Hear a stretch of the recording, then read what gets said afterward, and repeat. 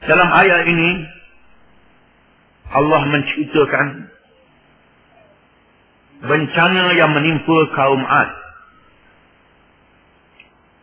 Satu kaum yang besar tubuh badannya, yang gagah perkasa, yang tinggal di Ahqaf, iaitulah di kawasan bukit-bukit pasir yang terletak di Hadramaut dan Uman. Di antara Hadramaut dan Uman, sebahagian Hadramaut, sebahagian Uman, dan sebahagian Arab Saudi. Mereka mempunyai tubuh badan yang gagah perkasa, yang gagah, yang kuat. Mereka boleh mendirikan bangunan-bangunan yang kukuh dan tinggi, bangunan yang hebat. Tamadun mendirikan bangunan bukan sekarang. Zaman dulu sudah ada. Jangan kecanggak sekarang ni orang hebat tamadunnya. Bahkan penggaji-penggaji sejarah melihat bagaimana tamadun Fir'aun yang membawa batu-batu yang berat. Hari ini menggunakan jentera yang sangat berat. Hari itu mereka sudah ada alat membawa batu-batu yang berat ini untuk meninggikan bangunan-bangunan yang hebat. Di antaranya kaum Ad yang mendirikan bangunan yang hebat. Tiang-tiangnya adalah balok daripada batu, bukan balok kayu. Batu yang berat dipahat dijadikan balok untuk dijadikan tiang-tiang bangunan. Hari ini dengan semen yang halus diangkut sedikit demi sedikit. Ini batu yang dipahat dijadikan balok untuk tiang bangunan-bangunan yang mereka dirikan. Menunjukkan bagaimana kemajuan dan tamadun yang dicapai oleh mereka. Kalau nak bercakap tentang tamadun dan kemajuan, Allah mengutuskan kepada kaum Ad, saudara mereka, daripada bangsa mereka, daripada kaum mereka, disebut akha Adin, wadkur akha Adin, dan sebutlah kepada mereka, kepada penduduk Mekah dan kepada seluruh manusia tentang sejarah akha Adin, saudara kepada Ad, yang diutuskan oleh Allah menjadi Rasul, iaitu Nabi Hud alaihi salam.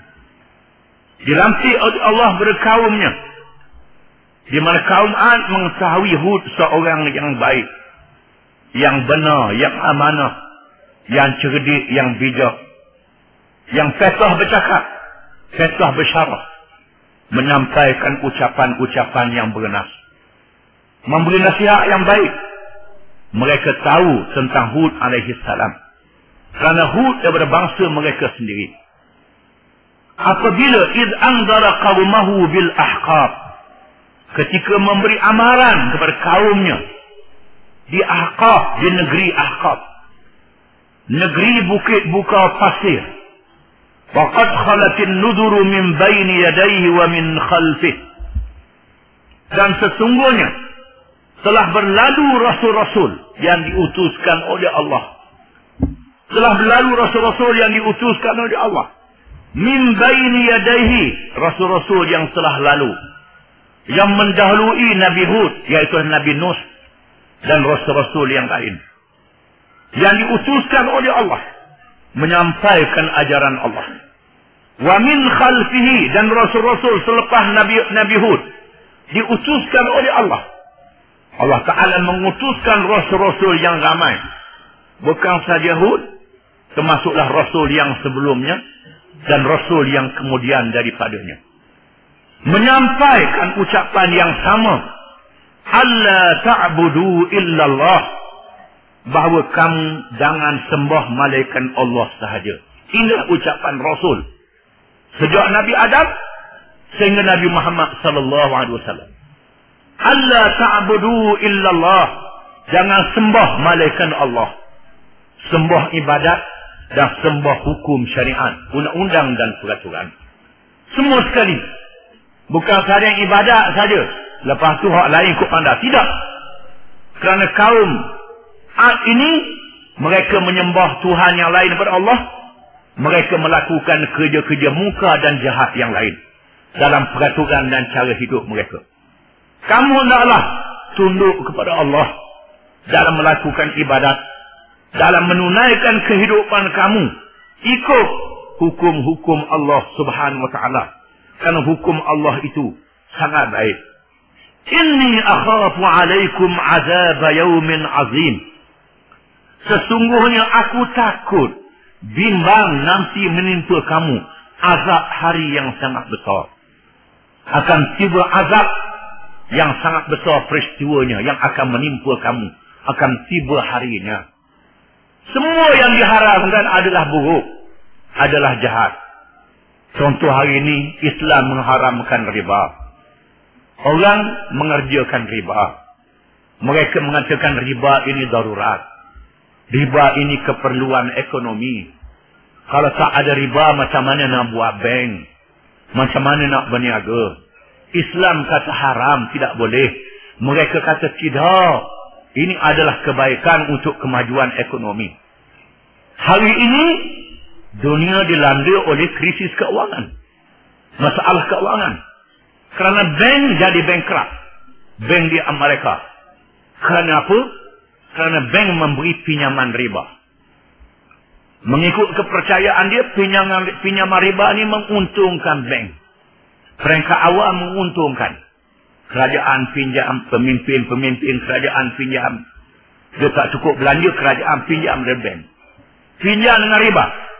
Riba ni menjadikan hutang tu meningkat. Lebih pada asalnya. Bila meningkat, hutang asal tak boleh bayar. Riba pun tak boleh bayar. Dia akan jadi begitu. Mula-mula boleh pinjam seorang, boleh pinjam 10 orang, boleh pinjam 100 orang, boleh pinjam 1000 orang. Semua dia boleh pinjam. Ramai dia boleh pinjam. Kerana nafsu untuk dapat riba. Akhirnya ramai orang tak boleh nak bayar hutang. Bank mampu. Dia akan jadi begitu. Akan jadi begitu. Ini ialah ajaran Allah yang kita kena ingat. Hari ini telah menimpa dunia. Islam menyuruh bermuamalah secara baik. Secara mudarabah. Ataupun al-qard. Ataupun qirat. Muqarabah. Ataupun al-qardul hasan. Dia beri pinjam dengan tidak ada faedah apa-apa. Tolong saja. Faedahnya dapat pahala. Itu satu. Yang kedua secara mudarabah. Beri pinjam. Dia berniaga. Keuntungannya bagi. Mengikut 100. Yang ditetapkan. Mengikut keuntungan. Naik turun. Ini ada kerjasama. Dibenarkan oleh Islam.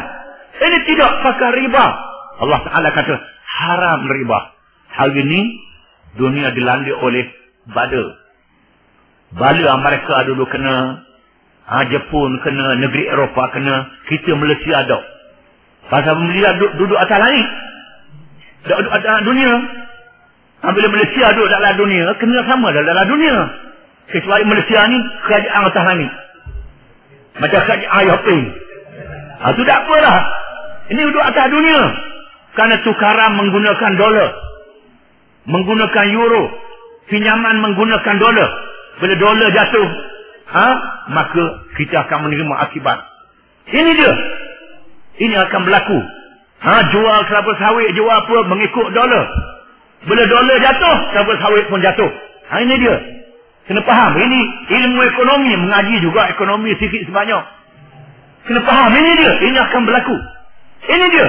Ini bala riba. Mulanya ialah riba yang diharamkan oleh Islam. Ini bala. Zaman dulu, bala zaman dulu. Zaman sekarang, bala zaman sekarang. Di mana Nabi Hud memberi amaran kepada kaum Ad. Aku takut kamu ditimpa oleh azab yang besar. Qalu ajitana litakfikana an alihatina. Fa'tina bima ta'iduna in kunta minas sadiqin. Mereka berkata, adakah engkau membawa kepada kami untuk menghalang kami? Untuk memesongkan kami? Untuk menyesatkan kami? Dia kata Nabi Hud bawa ajaran sesat. Nabi Hud untuk memesongkan mereka. Untuk memesongkan mereka. Menghalang mereka. Daripada menyembah Tuhan mereka. Menyekap mereka. Daripada buat ibadat. Supaya jangan beribadat kepada berhala berhadap. Beribadat kepada Allah. Ini sesat kata mereka. ataupun meninggalkan Tuhan yang lain daripada Allah. Ini menghalang mereka. Kamu bawa benda kelawak, benda bohong untuk menyesatkan kami, supaya menyembah Allah sahaja. Padahal inilah ajaran yang benar, kata mereka. Fa'tina bima ta'iduna in kunta minas sadiqin. Sila kamu bawa amaran yang engkau berikan kepada kami, kalau engkau adalah seorang yang benar, wahai Hud. Kalau mu kata dah ikut ajaranmu akan datang azab yang besar, mana azab itu? Mana azab itu? Sila bawa azab itu. Mana dia bala? Siapa tak turun bala selalu? Kalau lawan Islam turun bala selalu. Allah Ta'ala Maha Pemurah lagi Maha Penyayang, Maha kesian kepada hamba-Nya. Allah Ta'ala menangguhkan azab supaya hamba itu bertaubat pada Allah Ta'ala. Kaum zaman dulu diberi tempoh beberapa tahun. Kaum akhir zaman diberi tempoh sikit-sikit hingga berlakunya kiamat. Kalau dah berlaku kiamat, hancur habis dunia ini. Ini sangat dahsyat berlaku di akhir zaman. Sekarang sudah ada tanda-tanda banyaknya gempa bumi, banyaknya banjir. Ini adalah akalan-akalan manusia. Sebab Allah Ta'ala tak menurunkan bala selalu supaya dia beri peluang kepada manusia untuk bertaubat.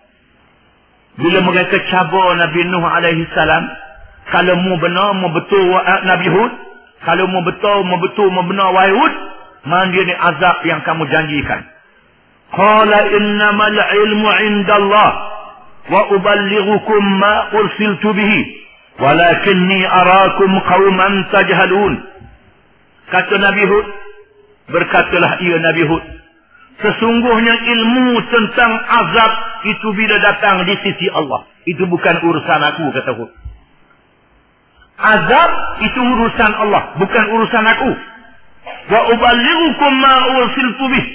Tugas aku menyampaikan apa yang Allah utuskan aku menjadi rasul. Itu tugasku. Seorang rasul yang bijak, memang rasul bijak, pandai dalam berhujah.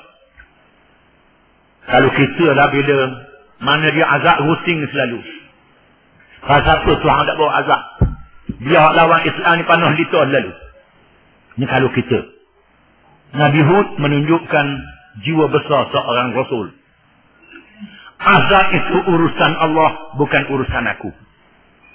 Urusan aku menjadi rasul, menyampaikan ajaran Allah, supaya kamu beriman kepada Allah, percaya kepada Allah, beribadat kepadanya, beramal dengan ajaran-ajaran hukum-hukum dan syariat Allah. Walakinni arakum qauman tajhalun. Dan tetapi aku nampak kamu adalah kaum yang jahil. Aku nampakmu ni kaum yang jahil. Yang tak erti. Yang tak erti, yang tak faham. Yang bebal, yang jahil, cuma nak kata bodoh je. Kamu ni jahil, tak tahu kahla. Aku beritahu benda yang betul, benda yang benar, tetapi kamu jahil. Ikutlah ajaran yang benar. Kalau tak ikut, azab akan berlaku. Falamma ra'aw 'aridan mustaqbil awdiyatihim qalu hadha 'aridun mumtiruna. Maka tak kala mereka itu melihat awan tebal yang menghala ke arah lembah mereka, mereka berkata, ini adalah awan yang menurunkan hujan kepada kita. Tiba-tiba datang hari untuk didatangkan azab ke atas mereka. Mereka melihat awan yang tebal. Kata mereka, ini awan yang akan menurunkan hujan, menyuburkan tanah kita. Macam sekala lah, macam biasa lah ini hujan. Awan nak mari tu nak turun hujan, bukan awan apa. Ini kata setelah mereka melihat awan yang tebal. Bal huwa masta'jaltum bih rihun fiha azabun alim. Kata Nabi Hud, bahkan ia adalah apa yang kamu minta segera. Apa yang minta segera didatangkan, iaitulah angin yang ada di dalamnya azab yang sangat pedih. Awan itu adalah awan azab yang akan menimpa kamu. Kamu minta sangat azab, itu dia. Awan itu awan yang datang membawa azab kepada kamu.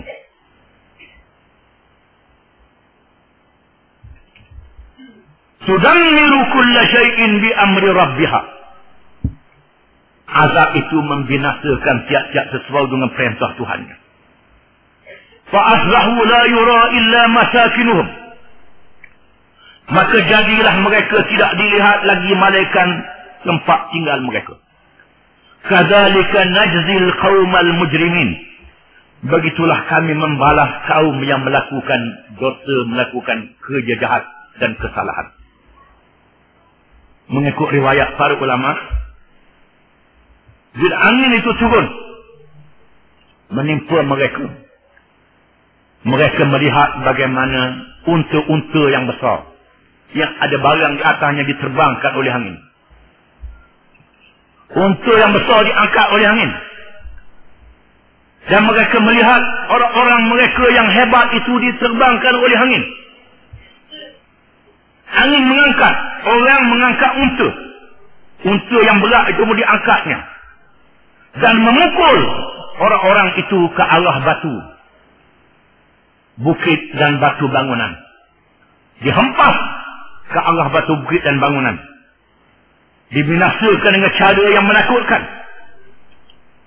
Lalu yang masih ada lagi masuk dalam rumah-rumah mereka.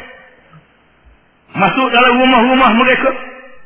Sebagaimana riwayat Ibnu Abbas radhiyallahu anhuma, mereka mengunci rumah-rumah mereka. Tiba-tiba angin yang kencang mencabut pintu-pintu rumah mereka.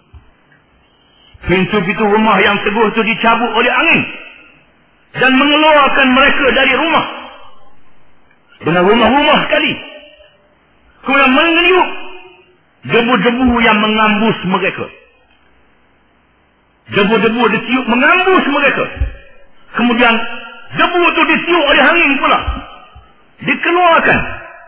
Mereka hidup di bawah pasir yang menimbus mereka. Itu azab yang dahsyat yang menimpa mereka. Angin yang mengeluarkan suara yang menakut dan menggerunkan. Tudammiru kulla syai'in bi amri rabbiha. Membinasakan tiap-tiap sesuatu dengan perintah Tuhannya. Di mana angin itu membinasakan tiap-tiap sesuatu dengan perintah Tuhan.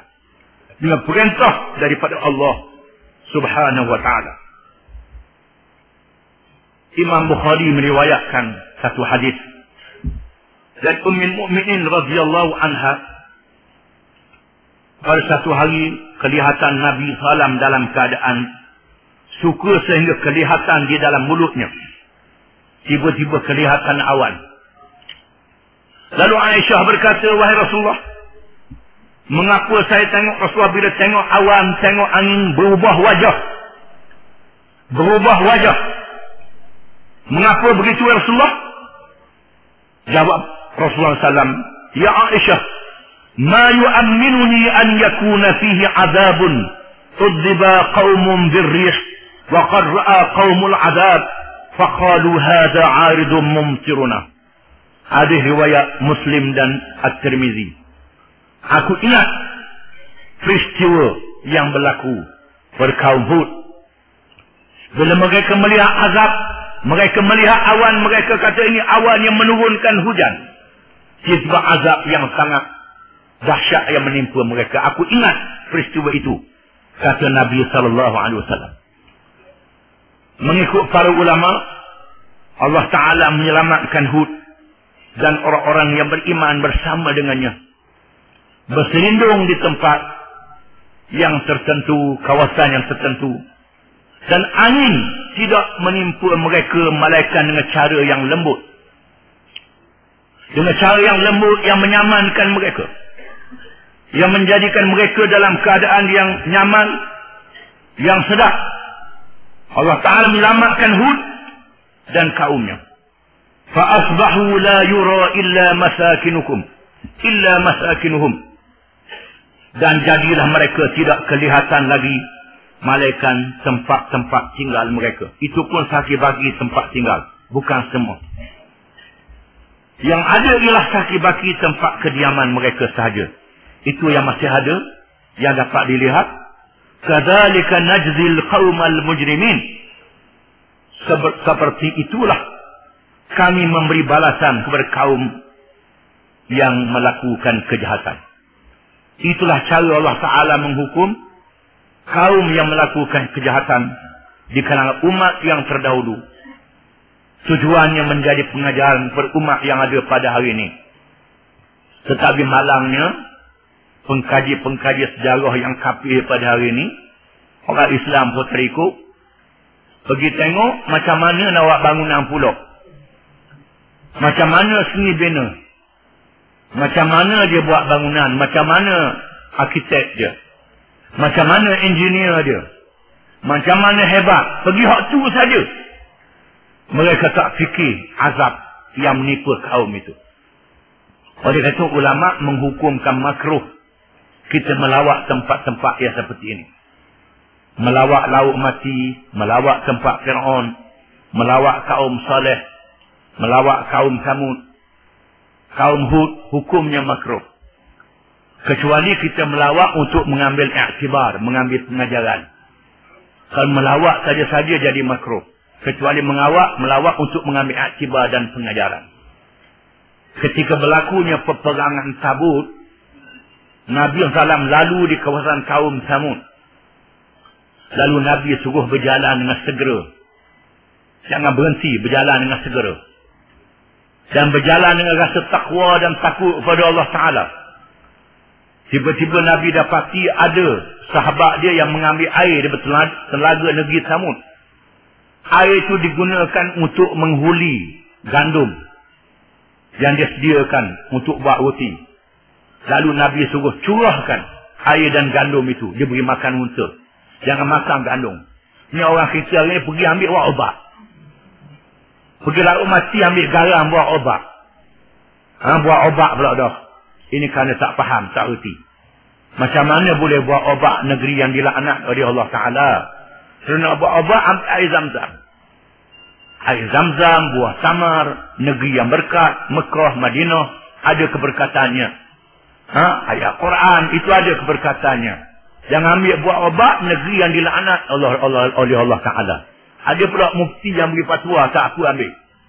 Tukang beri fatwa ada juga. Ini sabit dalam hadis bahawa Nabi SAW suruh sahabat dia curah air dan gandum yang diuli daripada telaga kaum Samud. Kerana kaum yang dilaknat oleh Allah Ta'ala. Dia beri makan binatang saja. Ini kita kena ingat. Supaya kita mengambil iktibar daripada kaum yang dibinasakan oleh Allah Subhanahu wa Ta'ala. Wallahu a'lam.